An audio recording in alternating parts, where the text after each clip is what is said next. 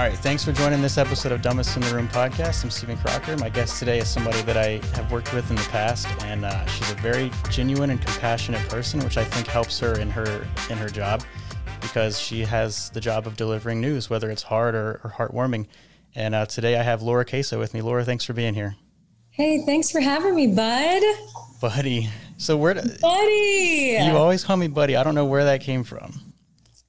Okay, I'll tell you. I call my brother Buddy, my younger brother. And I think when I first met you, you were kind of like a younger brother. So I think like the first day I started calling you Buddy. Yeah, it's been a while. Yeah, like I know you as Buddy. Yeah. Like I know you as Steven, but when I look at you, I'm like, oh, that's Buddy. It's weird. It's crazy. Whenever you would walk in the studio, you would just go, Buddy. Hi, Buddy. Yep. Yeah. That's us. That's us. I know. Crazy. So, that was what? 5 years ago. Crazy.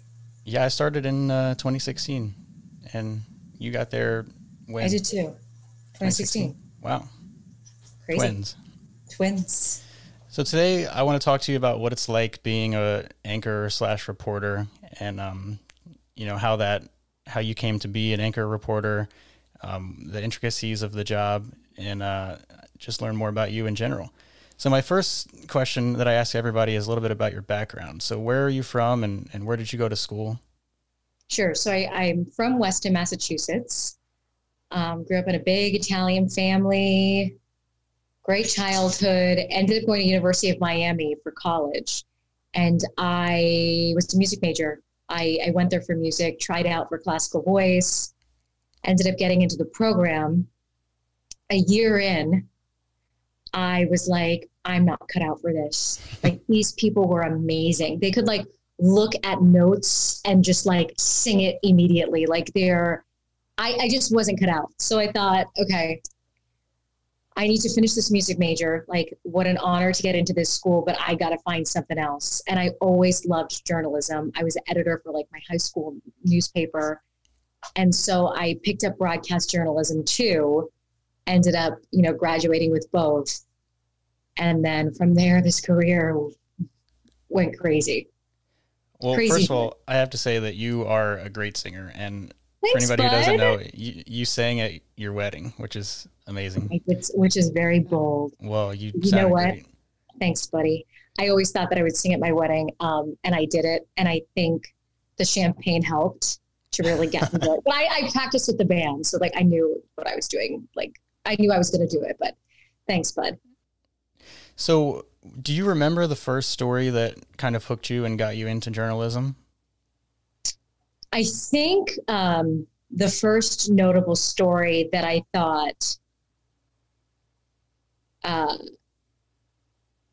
we need journalism, we need news reporters was 9/11. And I was in 7th grade. But I remember getting released from school and going home. And when I entered in my house, my parents were watching the news. And I remember thinking at that young age, wow, like we need these reporters. This is like a massive story, a heartbreaking story. We need these reporters there on the ground so that we can see what they're showing us, what we can't see. So I think at that young age, I thought, yeah, this is important. And it is. So, okay. So from there, what kind of, you said you worked with your school paper and stuff. So what other kinds of things did you do to set you up for? So I did, I think it was in early high school. We had to like profile a job, and I did news station. So I went to WBZ, which is a local affiliate in Boston, and I shadowed a news anchor, Casey Kaufman. And I remember thinking her job was so glamorous. It's funny. But I did, and I loved it. I loved watching her write and watching her read and watching her change things and edit and form stories. And I think that pushed me along to think, I really like this. Let me start getting into journalism in some capacity, which led me to the newspaper. And then even though in college I thought music is it was great that I knew that I was interested in that, so that when I realized I wasn't going to pursue music, that I could do that. That I was like, oh, you know what? I have something else that I love, and it's journalism. So that's how it worked out. Yeah.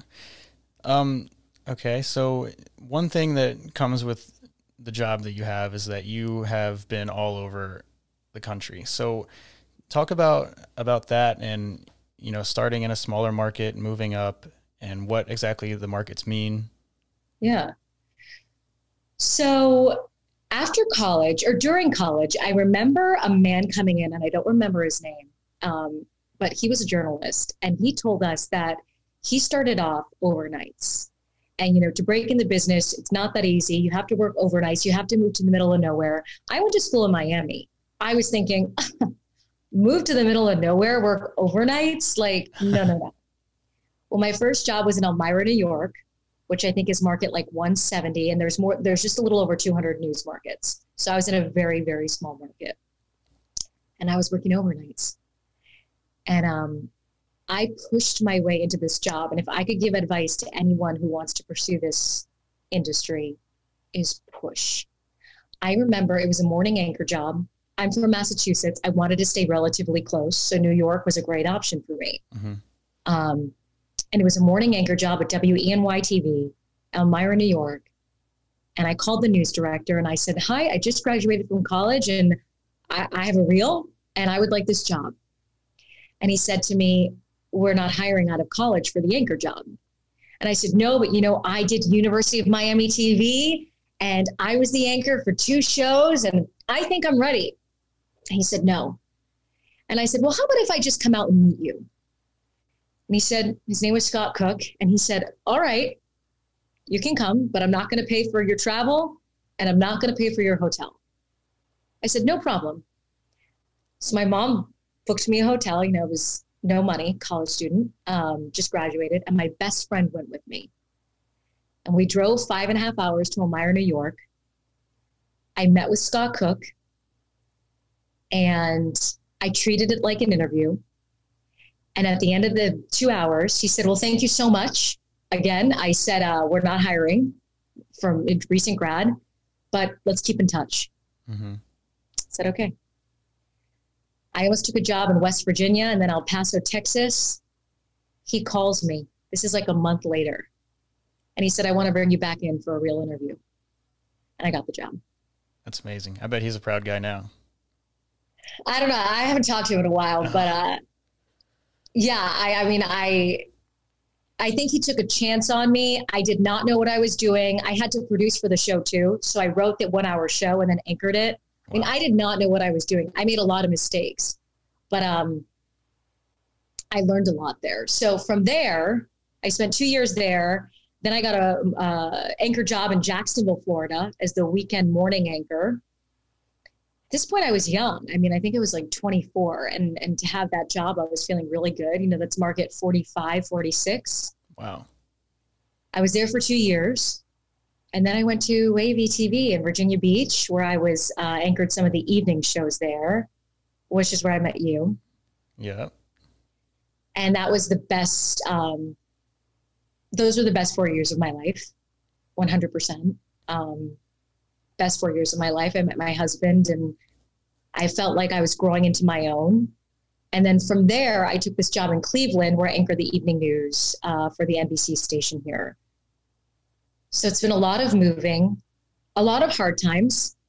There's been a lot of lows. It's been a lonely process at times. Mm-hmm. And I would be lying if I said it wasn't. But it's also been fulfilling because I've met the best people of my life. So that's all the moving. It's a lot. So talk more about meeting the people, the best people of your life. So I know we both know of a guy named Joe Fisher, who is one of your best friends. And I know there's plenty more like that you keep in touch with. So how does that help with the process of, you know, the loneliness? I couldn't have done it. I could not have done it. I am so close with my family. And every time my mom and dad would move me in, I would cry hysterically. And I would think, what am I doing? What am I doing? I remember when I moved to Elmira, New York, and you have to remember, Elmira, New York is very, very small. I grew up right outside of Boston. I went to school in Miami. I mean, I'm a city gal. Yeah. And I remember it takes a little while to make friends in a new city. And I remember there was a Wegmans there, and I love Wegmans, and it was a beautiful Wegmans. And I sat in the Wegmans parking lot and I just cried. And I thought, this isn't for me. About a week later, I was invited to a party and I met these girls. One of them was my bridesmaid. She's one of my best friends. And another one, his name is Chris Hush. I talk to him every day. Jacksonville, same thing. I was in a few weddings for my girls in Jax. I mean, these are like lifelong friendships. Mm-hmm. And then in Virginia, my husband, who is obviously, you know, my everything. And then Joe Fisher, Liz Kilmer, Deanna, Gina, you know, two Deannas who I love. Jason Marks, you. I mean, there's so many people. And they become family. And it helps you get through. That's why Cleveland has been more difficult for me. Thank God my husband, David, is here, but we moved during the pandemic. And it has been a struggle. This is just true. It's been a struggle because we haven't been able to meet. We have a few friends who we've met and we will see, but I have not been able to get to the level where I was at my other markets. And that's been hard. Yeah. And you've been there about a year now, right? Yeah, actually it'll be a year March. So, yeah, I will say the friends you meet change everything. And, I've met them. I can't explain how much I love the people I've met. And do they all have pretty similar stories to you, and that maybe helps with the bond that you guys have of moving around and the loneliness and all that? I mean, I know you can't speak for them, but you know what I think it is? I think a lot of us are just a little bit loud. So we all kind of bond. But yes, like we all know this industry. And I think that helps us. And we know the nature of it, that you have to move and you have to make new friends. Mm-hmm. If you're moving to a new city, you have to make new friends. And I think we're all in the same boat. So we all kind of get it. And that bonds us. Okay. So let's talk about the process of doing a story. Okay. So I guess it starts even before a pitch. Yeah, I think it starts before a pitch. I think, okay. So let's say you see something on Facebook. You know me, I love to do stories about children doing great things or children who have battled horrific things. Kids, passion, 100%. So I follow a lot of Facebook pages of hospitals and children's hospitals. CHKD in Norfolk was one of them. So let's say there's a little kid that they post a picture of that, you know, just beat cancer.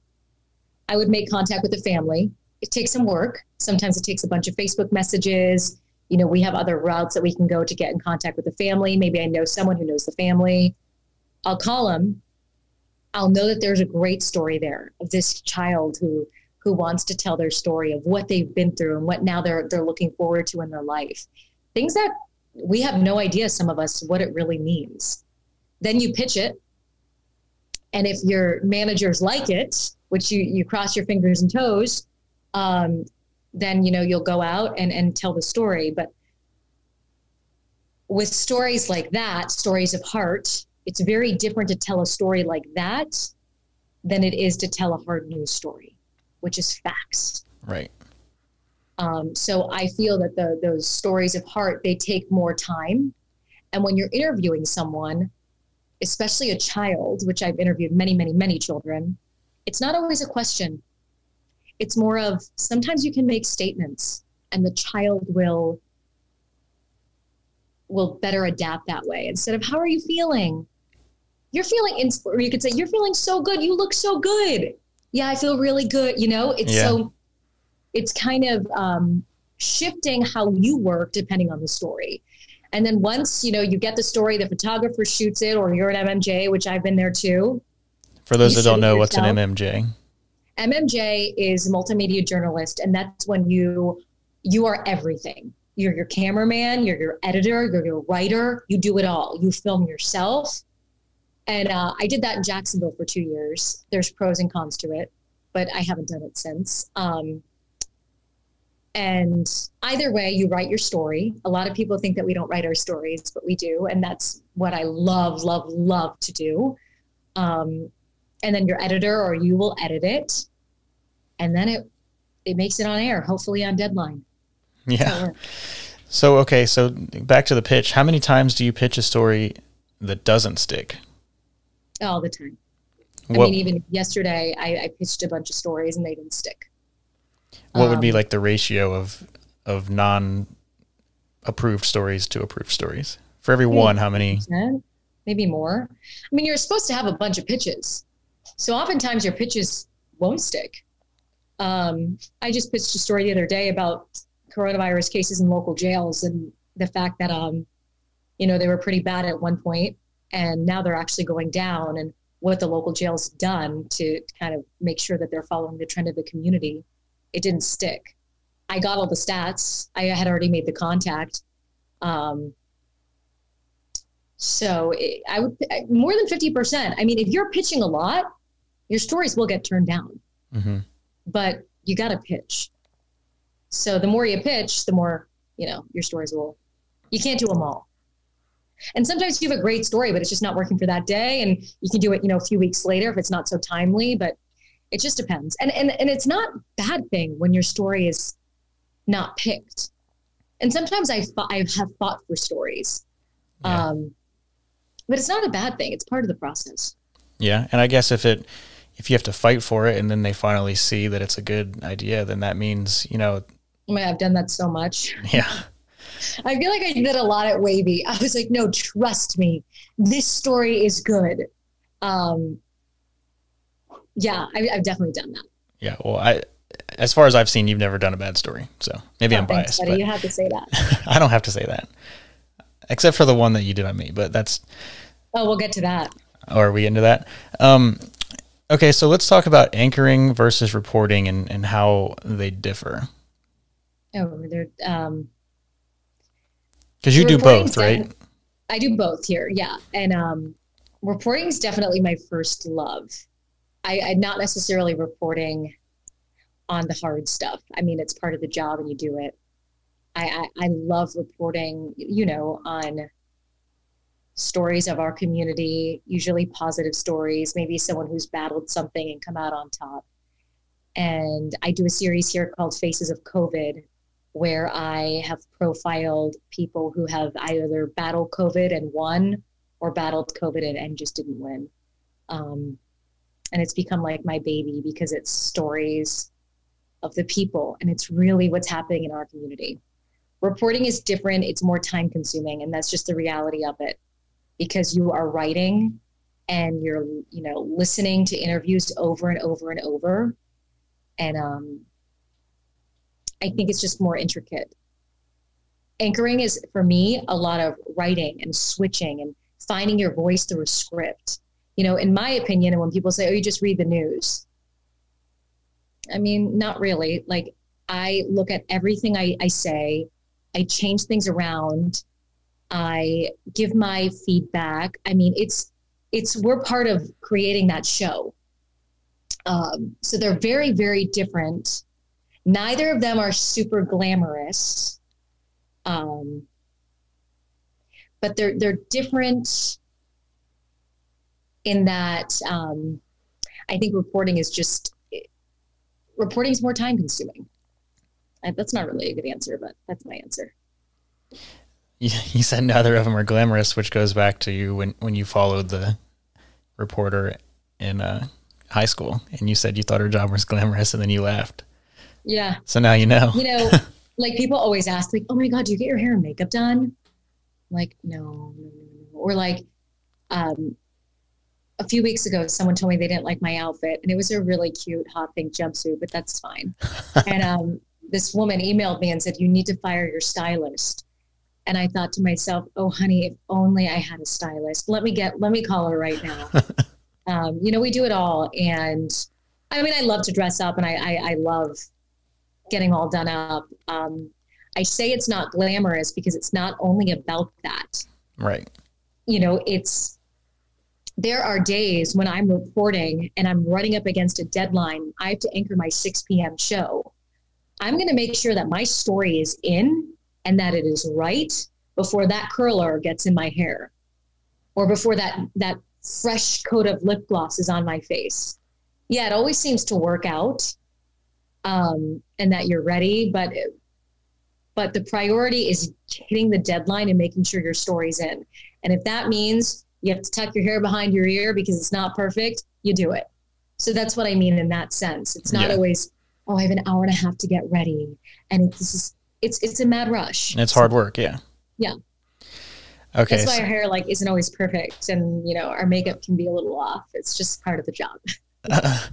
All right. So that leads me to my next point that I wanted to talk about was the saying, we'll do it live. So how many times have you not quite been as prepared as you like to, but you have to do it anyway? Maybe not with a story, like your story would be right, but when you go on to anchor the show and, maybe there's a technical problem or maybe there's the reporter in the field, their shot goes down. Talk about that. Okay. When that happens, and this has taken me a lot of time, many years to understand, when something doesn't go right, it's okay to be transparent. If a reporter's shot dies, it's okay to come out and say, you know what, we just lost Steven, but he told us from the scene earlier that this and this and this happened.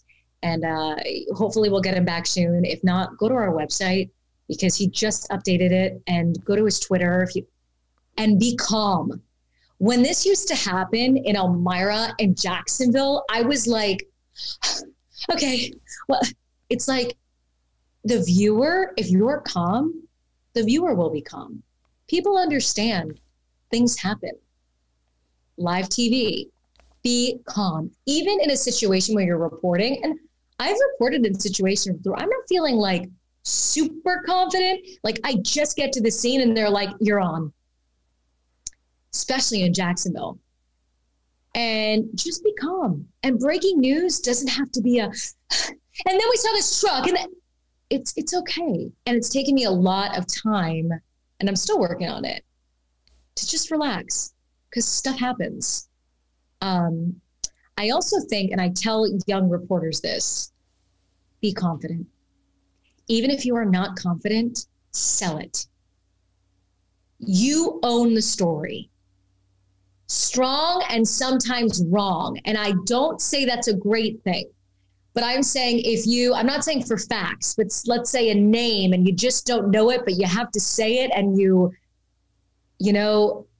don't quote me on that. But pronunciation or something. Confident, yes. And I've made, oh my gosh, Jason Marks would laugh at how many mistakes. Usually it's his fault and he doesn't put the script in right. Jason, this is true. But I'd you just got to do it and be confident. Yeah. Have you ever had a moment in your earlier days before you learned that where maybe there was some kind of flub or anything? Like a major one? So many flubs.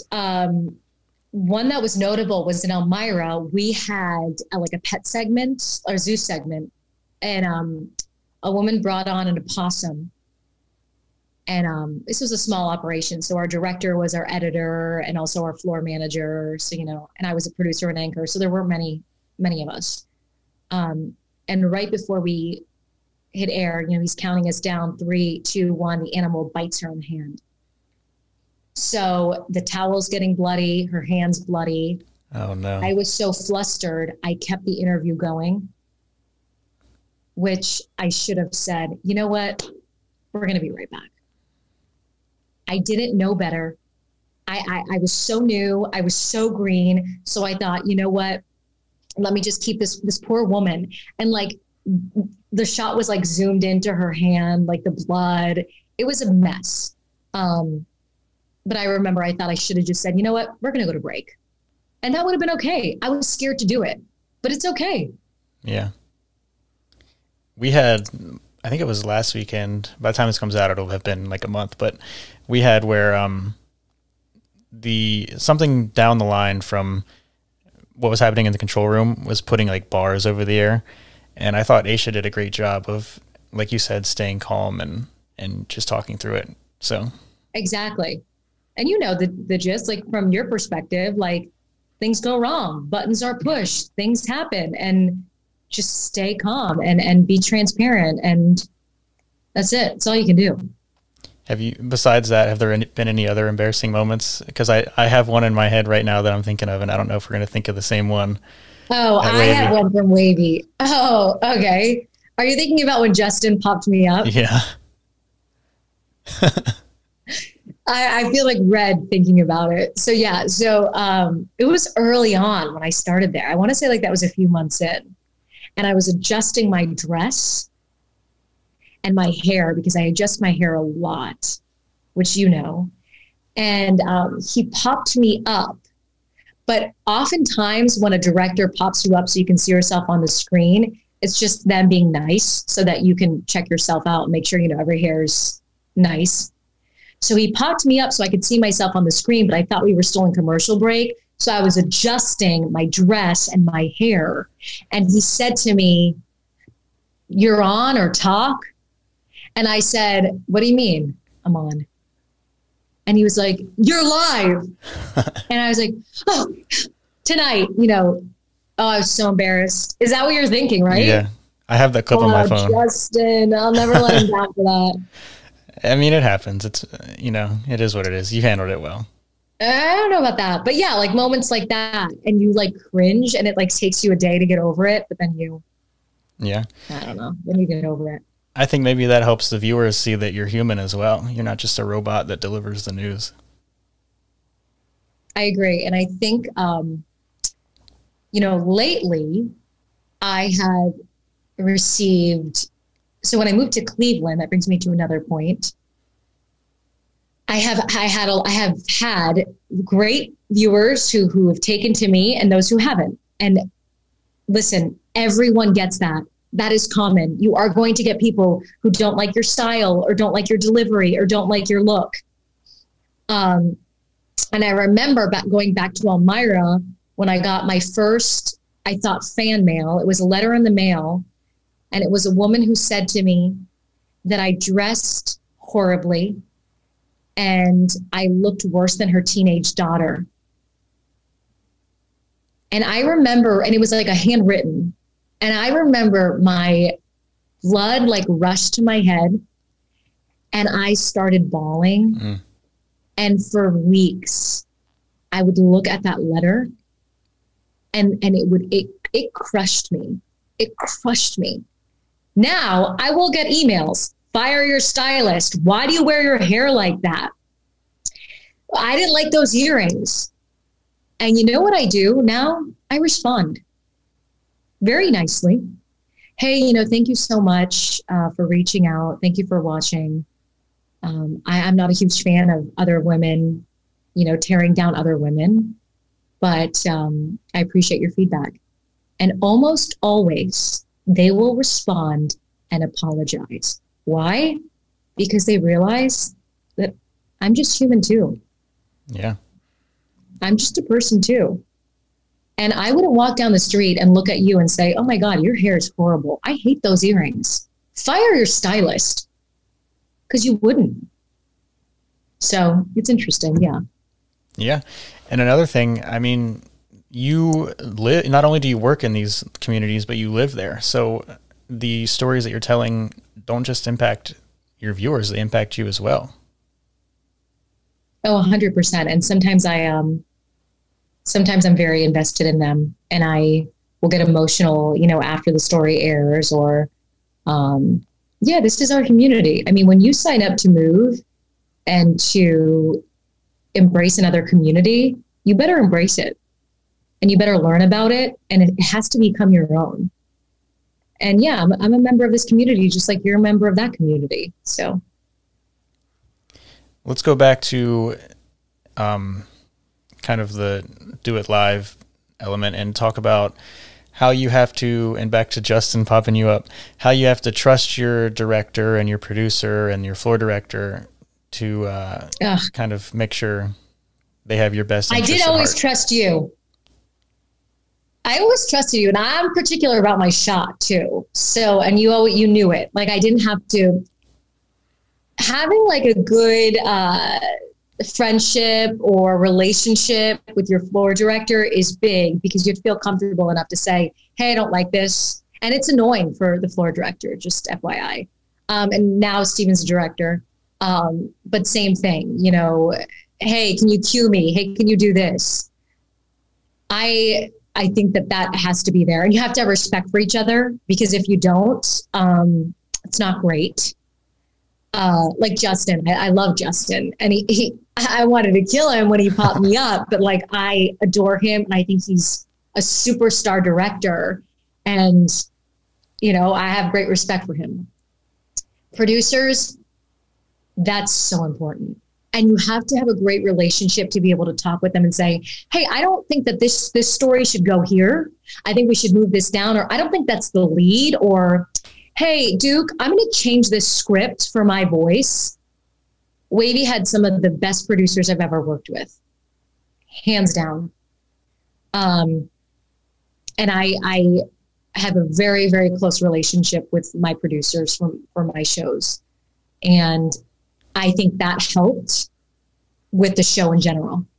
And I also had a great relationship with my anchors, my co-anchors, like amazing women who I adore. And I think that that's a game changer too. And people can tell. People at home can tell when you're faking it, and people at home can tell when it's genuine. And that's the reality of it. Yeah. And the meteorologist too. I mean, I know that Casey LaHecka and you know, they're all great friends with you as well. Yeah. But I mean, I talked to Casey yesterday, and Maria Lena, I mean, not a meteorologist, but Steph, I mean, Jeff, Don, I mean, everyone is so amazing. And that Wavy is a family. It's a family. I adore them, but I think relationships are big, and I think off and on air, it's really important. Yeah, which, you know, my weekend morning crew, I always try to make sure we could always hang out, which we you can't guys do are really good about that. Yeah, I mean, I team building, you know, like if we go to Topgolf or something, you know, like we get to know each other outside of work, so that when we are at work, then we can know when something's up. And exactly. And doesn't it make your workflow better and more, it's also more fun. Yeah. It makes waking up at 3 o'clock in the morning a lot better. Right? You're so good about that. So, all right, let's kind of get back more to the technical stuff. So you have talk about the equipment that you use. Like there's cameras, there's prompter.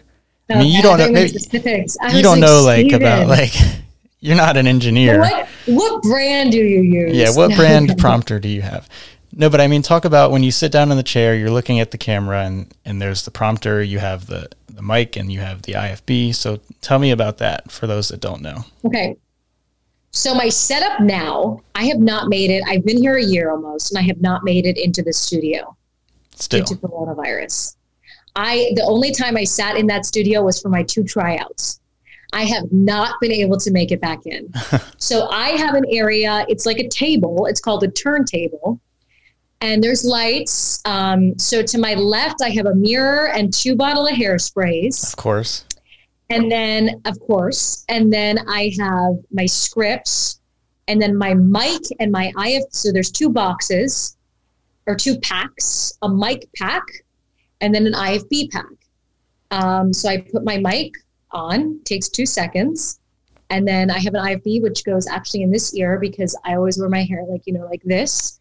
So that the IFB is covered here. Mm-hmm. I give a mic check, which Steven will ask for the mic check, and he'll get the levels and, set the shot. And that's really it.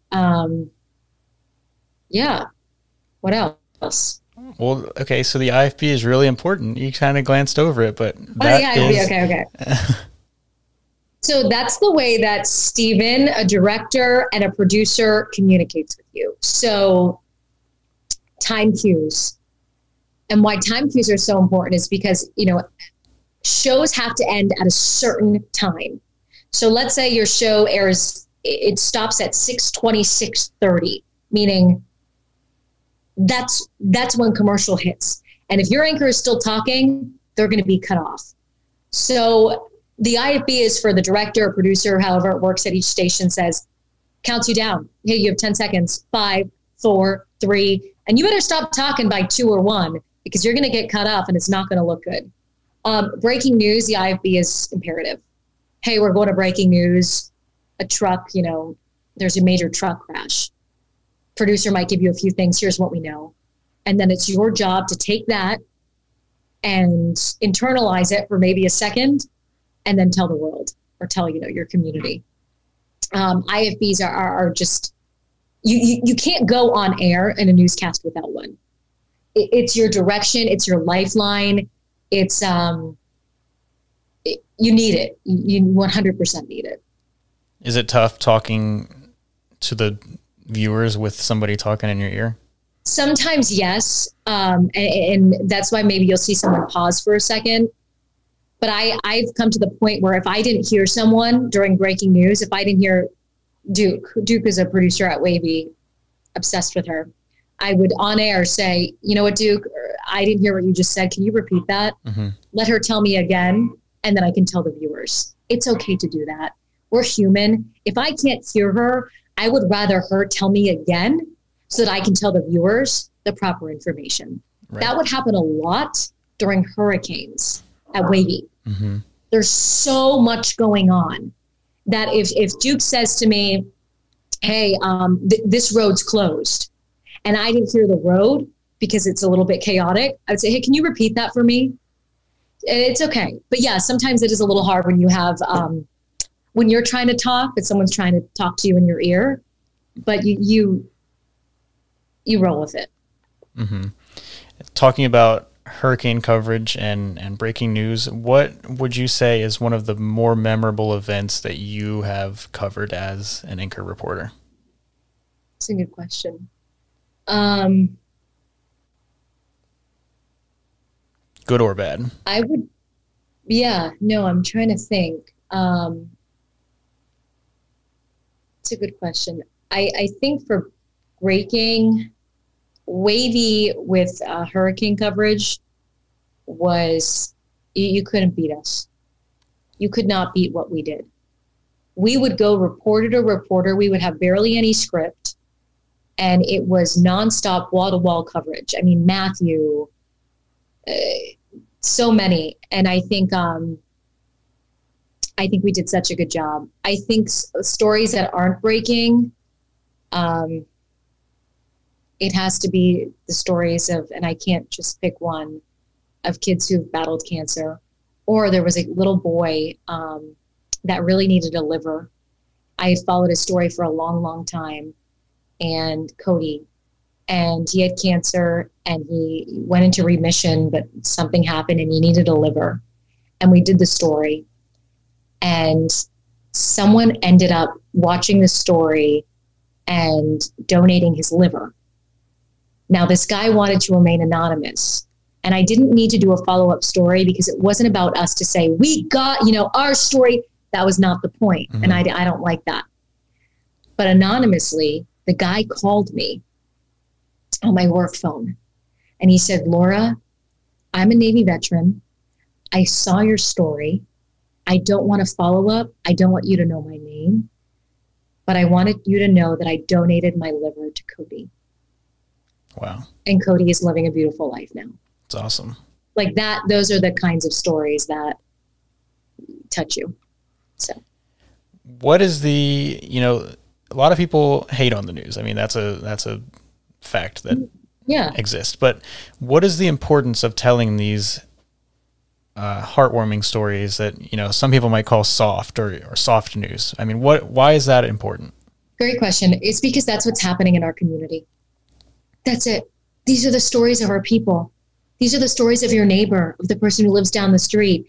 This is what's happening inside of our hospitals, the hospital that you drive by every day on your way to work. This is what's happening inside of there. There's kids ringing bells because they just finished chemotherapy so they can continue on with their life. and go to their semi-formal and go to college. These are stories that, I mean, I'm really passionate. You know how I am. I want to tell them all because I think they're worth telling. And I think this is our community and we are better to know what's going on inside of it. We're better for it. And hard news is important too. If I turn on the news, I want to know what happened in my community today. But those lighter stories, I just think are so powerful. And I think they go a long way. Yeah. Inspire a lot of people too. Like you said, with the guy given the liver. I mean, you never know who's out there that can help. Yeah, exactly. And it's not always worth a follow-up story. Sometimes it's okay. I mean, news, we like to do it, but with that story, I knew that Cody got a liver. And that was it. Yeah. So it's all worth it. Using your platform for good. So, all right, let's talk about how the pandemic has affected your job. You've touched on it a little bit, talking about you haven't even been in the studio, but how has it affected the way you do things day to day with your interviews, et cetera? Tremendously. So because I'm inside, our station's very strict. And those who are inside the building are not allowed to go out and report face-to-face. So I have interviewed face-to-face someone once back in June. And it was actually a tragic story. It was a father who was sitting outside with his two girls. They were on a hammock, and the hammock collapsed, and his daughters both died. I have not done a face-to-face story since. I do everything on Zoom, or a photographer will get it, and I'll put it together. I have not met 90% of my coworkers, which is insane. And I probably won't meet them till this summer. So that's been huge. I talk to photographers, but I don't know who they are. I've never met them, which is really weird to think about. And I have my own area, which I have not left, where I anchor from in the newsroom. So it's huge. I think for reporters and anchors, it's an art of now finding emotion, because you know how I feel about emotion and getting that out of a story through a Zoom. That was going to be my next question. It's much different when we're sitting together. Even you and I for this podcast, it would be much different if I was sitting next to you and talking, because that's just that human interaction and the feeling and the vibe of the room.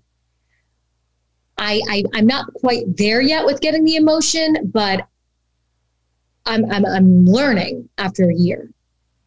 And especially with those emotional stories, you have to make the connection through a computer. And I think that's harder. Definitely. Do you think that the Zoom interviews and everything will stick around after the pandemic? I think that if you're in a place where you can't get a doctor, at 4:30 before a deadline, and they say, I can do a Zoom, you'll take the Zoom. Yeah. I think we're going to go back to a lot of in-person, but I think if you just can't get someone, instead of saying, you're all good, I just want to include you in the story, you'll do a Zoom. That's what I feel.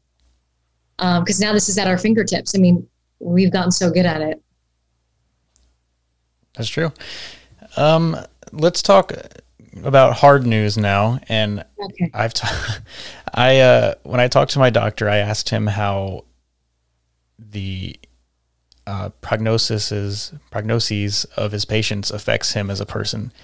Are you I mean, we kind of talked about this a little bit, but are you personally affected by some of the stories that you tell? Yeah, I am. I mean, I've done my fair share of crying, and they say you're not supposed to. Sometimes it just happens. I'm deeply affected. And there have been stories that, like that hammock story that I was telling you about, this father. And sometimes you interview someone and you see so much of them in someone you know. And so he was an Italian father, and he was just broken. And I ended up calling my dad after that interview, because he reminded me of my dad.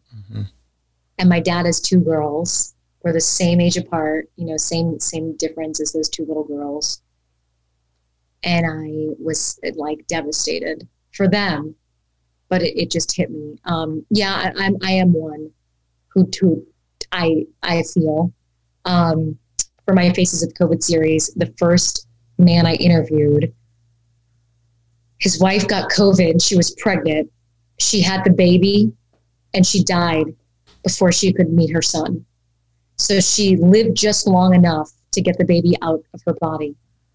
Mm. And I was just so touched. And we ended up following up with him so much. We actually ended up like redoing his front porch and like decorated his home for Christmas. And I still talk to him, but yeah, I'm affected. I that's just how I am. That goes back to the beginning when I introduced you. I said you're one of the most compassionate people I've ever met, which I think it does help you tell the stories and you feel with them and for them, and you get that across in the stories that you tell, which is great. Yeah, and they're real people. Like, I don't treat stories as just like, and trust me, I've definitely done it. I shouldn't say I always don't, because sometimes you're on deadline and you just need the story. And that's the reality. And you just have to get an interview. But I think we have to remember they're people. And they're people, and a lot of them are struggling because a lot of stories aren't great. And they have lives, and they have family, and they're loved. And yeah, I don't know. So a lot of viewers don't like when reporters go and knock on doors. Yeah. At a time where it's hard for somebody. So what do you say to that, and why is that necessary to do? If somebody's, I first want to say that's very hard for the reporter. It's not easy. And what I say to that is it's our job. That's it. It's not easy. And honestly, it's not fun, but it's our job. And I know people don't like it. And sometimes we will decide not to do it as an organization, as a news station. Hey, let's not do that. But when we do, it's because we have a job to do, just like anybody else. And you always wonder who's going to open the door. And it's usually unknown. And sometimes it's difficult. And sometimes you'd be surprised about people who want to open up. And it's almost healing for them to tell their story, even though it may be a fresh story and horrible and sad. Sometimes people find comfort in talking to someone, even a stranger. Mm-hmm. And I think that it's important to recognize that too. All right. So what are your goals for the future? Where do you go from here? Where do I go from here? I think I keep telling stories. Eventually, I want to be close to my family, and that's people know that, so that's nothing new. I miss my family. I think that this is an incredible journey, but there are a lot of sacrifices. I want to have my own family, recently married, and I think for me, it's never been, I want to get to network news, and I have a lot of friends who want that. That's amazing. That's just not where I am. But I think to keep telling stories and to be surrounded by family would be the best thing. I also think mentoring and talking to young reporters is a part of me. I love when reporters who are either in the business or about to start out reach out to me and say, here's a reel, what do you think? Or what should I do about this situation? Or can I get some feedback about this market? I love it. So I hope to do more of that as well and meet more people like you along the way, bud. So, okay, let's talk about any advice you have for someone who maybe is just starting out as a reporter, or somebody who is in high school and they're thinking about going to school for journalism. You will have to make many, many sacrifices, and it is not easy. However, in my opinion, this is the most fulfilling job. mean, I'm sure doctors and those jobs are incredible. I know they are, but I'm not in that wheelhouse.